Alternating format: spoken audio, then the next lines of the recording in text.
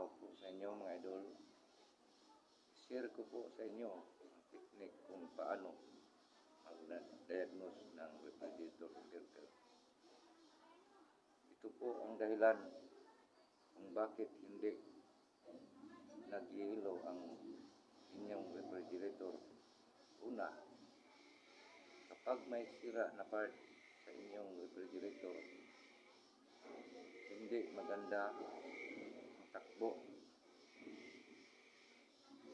ng inyong refrigerator mga idol. Pangalawa, kapag namamaga ang hilo ng evaporator mga idol at mabara ang daluyan ng hangin pababa, hindi na siya makabuo ng hilo mga idol.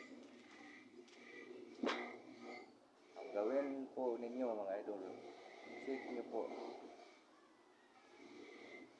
ang heater, thermodate, fuse at sensor mga idol.